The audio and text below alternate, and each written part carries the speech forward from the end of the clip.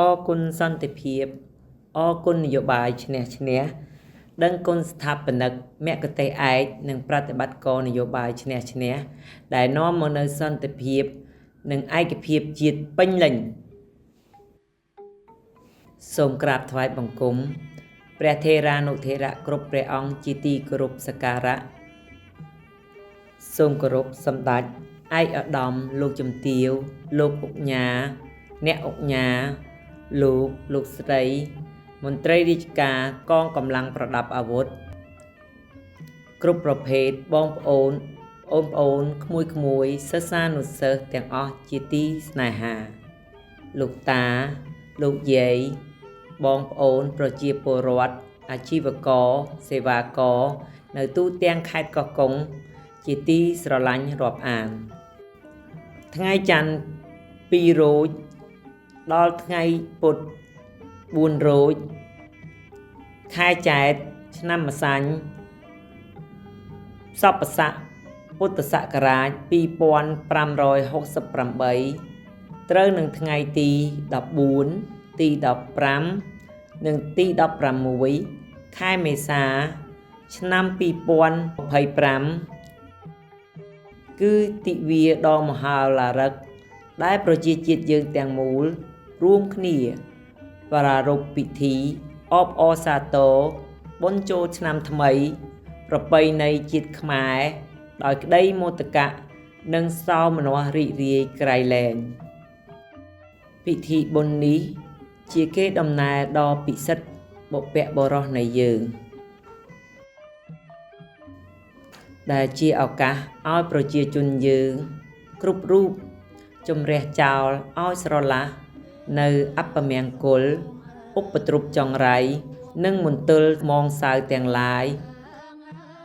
ក្នុងឆ្នាំចាស់ហើយតាំងចិត្តថ្មីប្រព្រឹត្តអំពើល្អប្រកបដោយមេត្តាករុណាមុទិតានិងឧបេក្ខាដោយតាំងចិត្តធ្វើបុណ្យទានសាងកុសលដើម្បីសិរីសួស្តីសុភមង្គលវិបុលសុខគ្រប់ប្រការចាប់ពីឆ្នាំថ្មីនេះតរៀងទៅឆ្នាំចាស់កន្លងទៅដោយមានកម្លាំងមហាសាមគ្គីដ៏រឹងមាំយើងទាំងអស់គ្នាជំនះបាននៅឧបសគ្គតូចធំទាំងឡាយប្រកបដោយជោគជ័យបំពេញបាន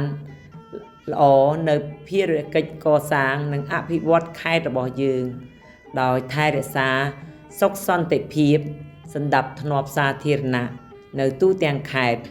ធានាបានសេចក្តីសុខសុវត្ថិភាពជូនប្រជាជននិងភ្ញៀវទេសចរជាតិនិងអន្តរជាតិក្រោមការដឹកនាំប្រកបដោយគតិបណ្ឌិតដ៏ខ្ពង់ខ្ពស់និងចក្ខុវិស័យវែងឆ្ងាយរបស់សម្ដេចអគ្គមហាសេនាបតីតេជោហ៊ុនសែនអគ្គមគ្គុទ្ទេសក៍ដ៏ឆ្នើមនៃព្រះរាជាណាចក្រកម្ពុជានិងជាស្ថាបនិកនយោបាយឈ្នះឈ្នះដែលបានប្រែក្លាយកម្ពុជាពីការបែកបាក់ជាតិទៅជាប្រទេសមានសុខសន្តិភាពស្ថិរភាពប្រជាធិបតេយ្យដែលដល់ការរីកចម្រើនគ្រប់វិស័យប្រជាជនរស់នៅក្រោមដំបូលសុខសន្តិភាពប្រកបដោយក្តីសង្ឃឹមនិងសុខក្សេមក្សាន្តទន្ទឹមជាមួយគ្នានេះរដ្ឋាភិបាលថ្មីដែលដឹកនាំដោយសម្ដេចមហាបបរធិបតីហ៊ុនម៉ាណែតនាយករដ្ឋមន្ត្រីនៃព្រះរាជាណាចក្រកម្ពុជាបានដាក់ចេញនៅយុទ្ធសាស្ត្របញ្ចកោណដំណាក់កាលទី1ជាត្រីវិស័យដឹកនាំនាវាកម្ពុជាឲ្យកាន់តែមានកំណើនសេដ្ឋកិច្ចរីកចម្រើនក្នុងគោលដៅដើម្បីលើកកម្ពស់កម្រិតជីវភាពប្រជាពលរដ្ឋបន្តអភិវឌ្ឍនិងពង្រីកប្រព័ន្ធគាំពារសង្គមដែលមានវិសាលភាពគ្រប់ដណ្ដប់ប្រជាពលរដ្ឋគ្រប់រូបទាំងការអភិវឌ្ឍនិងអភិរក្សវប្បធម៌ប្រកបដោយចីរភាពជំរុញការអភិវឌ្ឍសេដ្ឋកិច្ចសង្គមស្របគ្នាទៅនឹងការលើកកម្ពស់សីលធម៌សម្រាប់ភាពសុខដុមនៃសង្គមជាតិតាំងនាមឲ្យក្រុមប្រឹក្សាខេត្តគណៈអភិបាលខេត្តនិងខ្ញុំព្រះករុណានាងខ្ញុំសូមសម្ដែងនៅ ការកោតសរសើរដោយស្មោះប្រគេននិងថ្លែងអំណរគុណយ៉ាងជ្រាលជ្រៅចំពោះព្រះសង្ឃគ្រប់ព្រះអង្គមន្ត្រីរាជការកងកម្លាំងប្រដាប់អាវុធសិស្សានុសិស្សយុវជនយុវនារីនិងប្រជាពលរដ្ឋនៅទូទាំងខេត្តដែលបានខិតខំរួមគ្នាបំពេញភារកិច្ចតាមមុខងារទូនីតិរបស់ខ្លួនហើយបានចូលរួមយ៉ាងសកម្មក្នុងកិច្ចការអភិវឌ្ឍខេត្តកោះកុងរបស់យើងជាពិសេសការចូលរួមយ៉ាងសកម្មក្នុងការថែរក្សាសន្តិភាពនិងសន្តិសុខសុវត្ថិភាពក្នុងខេត្តខ្ញុំព្រះករុណានាងខ្ញុំមានសេចក្តីសង្ឃឹមនិងជឿជាក់យ៉ាងមុតមមថាក្រោមការដឹកនាំដ៏ត្រឹមត្រូវប្រកបដោយគតិបណ្ឌិតរបស់សម្ដេចប្រមុខរាជរដ្ឋាភិបាលប្រជាជនយើងពិតជាទទួលបាននៅវិបុលភាពសុខដុមរមនានិងសុភមង្គលជាពិសេសនឹងនាំមកនៅការអភិវឌ្ឍថ្មីថែមទៀតជូនប្រទេសជាតិរបស់យើងក្នុងទិវាដ៏មហានក្ខត្តឫក្សនេះទូលព្រះបង្គំខ្ញុំព្រះករុណានាងខ្ញុំសូមបួងសួងដល់គុណបុណ្យព្រះរតនត្រ័យវត្ថុស័ក្តិសិទ្ធិក្នុងលោកនិងទេវតាឆ្នាំថ្មីជាពិសេស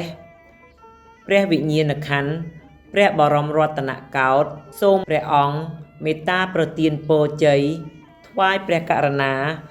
ព្រះបាទសម្ដេចព្រះបរមនាថនរោត្តមសីហមុនីព្រះមហាក្សត្រនៃព្រះរាជាណាចក្រកម្ពុជានិងសម្ដេចព្រះមហាក្សត្រីនរោត្តមមុនីនាថសីហនុជាទីគោរពសក្ការៈសូមព្រះអង្គមានព្រះជន្មាយុយឺនយូរព្រះសុខភាពល្អបរិបូរណ៍ព្រះបញ្ញាញាណភ្លឺថ្លាដើម្បីគង់ប្រថាប់ជាម្លប់ដ៏ត្រជាក់ត្រជុំសុខដុមរមនារបស់ប្រជារាស្ត្រជានិច្ចនិរន្តរ៍រៀងរហូតទៅនិងសូមគោរពជូនពរសម្ដេចអគ្គមហាសេនាបតីតេជោហ៊ុនសែនប្រធានព្រឹទ្ធសភាសម្ដេចមហារដ្ឋសភាធិការធិបតីខួនសុដារីប្រធានរដ្ឋសភានិងសម្ដេចមហាបវរធិបតីហ៊ុនម៉ាណែតនាយករដ្ឋមន្ត្រីនៃប្រជាជាតិចក្រកម្ពុជាសូមមានសុខភាពល្អកម្លាំងខ្លាំងក្លាប្រាជ្ញាឆ្លៀសវៃដើម្បីបន្តដឹកនាំស្ថាប័នកម្ពុជារបស់ជាតិទទួលបានការអភិវឌ្ឍជាបន្តបន្ទាប់រៀងរហូតទៅខ្ញុំព្រះករុណានាងខ្ញុំសូមគោរពជូនពរនិងប្រសិទ្ធពរបបរមហាប្រសើរប្រគេនព្រះសង្ឃគ្រប់ព្រះអង្គជូនឯកឧត្តមលោកជំទាវលោកអ្នកអង្គញាលោកស្រីមន្ត្រីរាជការកងកម្លាំងប្រដាប់អាវុធសិស្សានុសិស្សយុវជនយុវនារីប្រជាពលរដ្ឋទូទាំងខេត្តកោះកុងសូមប្រកបដោយពុទ្ធពរទាំង4ប្រការអាយុវណ្ណៈសុខៈពលៈកំបីឃ្លៀងឃ្លាតឡើយសូមទេវតាឆ្នាំថ្មីព្រះនាមគោរិកៈទេវីជួយអភិបាលគ្រប់គ្រងថែរក្សានិងប្រសិទ្ធពរជ័យសិរីសួស្តីដល់ប្រជាពលរដ្ឋគ្រប់រូបឲ្យមានសមានចិត្តជាកុសលយោគយល់គ្នាសន្តោសប្រណីសាមគ្គីភាពរួមសុខរួមទុក្ខជាមហាគ្រួសារតែមួយនៅលើទឹកដីកោះកុងរបស់យើងប្រកបដោយសុខក្សេមក្សាន្តនិងដោយកិត្តិយសសេចក្តីថ្លៃថ្នូរតរៀងទៅសូមអរព្រះគុណនិងសូមអរគុណ